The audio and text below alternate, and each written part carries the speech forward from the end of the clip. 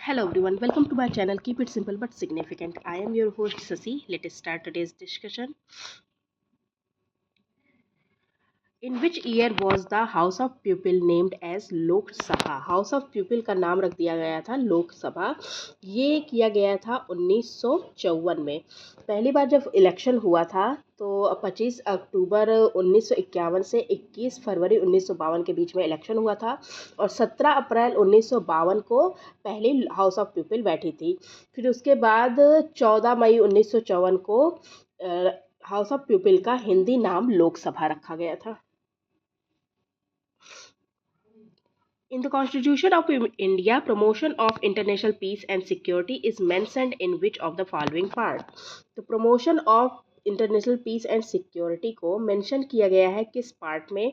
तो ये है हमारे directory principles of state policy में दिया गया है। Okay, promotion of international peace and security ये हमारे डीपीएसपी में दिया गया है। Which of the following constitutional amendment brought down the age to vote to 18 from erstwhile 21?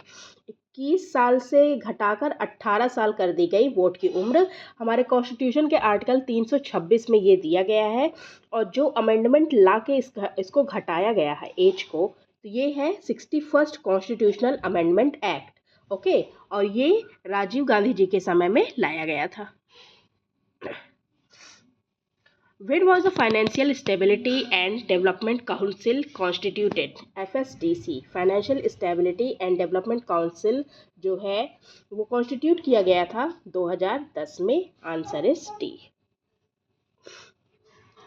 In which year was the Security and Exchange Board of India established? Security and Exchange Board of India को establish किया गया था 12 अप्रैल 1952 को। Answer is B. Okay, which of the following bodies are special purpose agency? Special purpose agency कौन कौन सी हैं? तो देखिए, water supply and sewerage boards, electricity supply boards, town improvement trust, ये सारे के सारे स्पेशल पर्पज एजेंसी हैं। और इसके अलावा town improvement trust, urban development authorities, housing board, pollution control boards, city transport boards, ये सारी चीज़ें जो है ये स्पेशल पर्पज एजेंसीज होती हैं। Which of the following is not one of the qualification for acquiring citizenship by naturalization? कौन सा क्वालिफिकेशन नहीं है फॉर एक्वायरिंग सिटीजनशिप नेचुरलाइजेशन? तो ये है he does not wish to reside in India after some time. अगर वो कुछ समय के बाद इंडिया में नहीं रहना चाहता, ये इसका क्वालिफिकेशन नहीं है, नेचुरलाइजेशन का क्वालिफिकेशन नहीं है। Okay, Which act provided for separate presentation for presidency, corporation, chambers of commerce, university and जमींदार?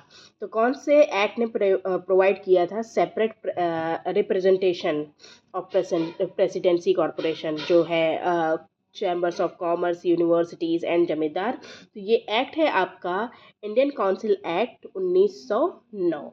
Okay, the Indian Council Act of 1909 provided for the separate representation of the Presidency Corporation, Chambers of Commerce, University and जमींदार, और इसी ने provide किया था separate electorate for the Muslims. Which among the following authorities solve the dispute regarding the election of Prime Minister and President of India? अगर prime minister और president of India के बीच में कोई भी डिस्प्यूट होता है, मतलब इलेक्शन में कोई भी डिस्प्यूट होता है, तो कौन सी अथॉरिटी जिम्मेदार होती है? तो देखिए, हाई कोर्ट नहीं होती, इलेक्शन ट्रिब्यूनल नहीं होता, चीफ इलेक्शन कमिश्नर नहीं होता, तो इसमें आंसर है none of the above. Okay, क्योंकि जिम्मेदार जो होती हैं वो सुप्रीम कोर्ट करती हैं। अगर कोई भी डिस्प्यूट होता है तो उसके लिए डिसीजन सुप्रीम कोर्ट लेता है। अगर प्राइम मिनिस्टर और प्रेसिडेंट ऑफ इंडिया के इलेक्शन होता है, डिस्प्यूट होता है, सुप्रीम कोर्ट डिसीजन लेगा। Which of the following is not included in fundamental rights in the Constitution of India? कौन सा फंडामेंटल राइट में इंक्लूडेड नहीं है? तो देखिए, right to equality fundamental right है, right to freedom of religion fundamental right है, right to freedom of speech and expression fundamental right है, लेकिन right to vote in all election ये फंडामेंटल राइट्स नहीं है. So the answer is C. ये एक legal right है, constitutional right या लीगल राइट है. Okay, that's all for today. If you like my video, please do like, comment, share and subscribe. Thank you.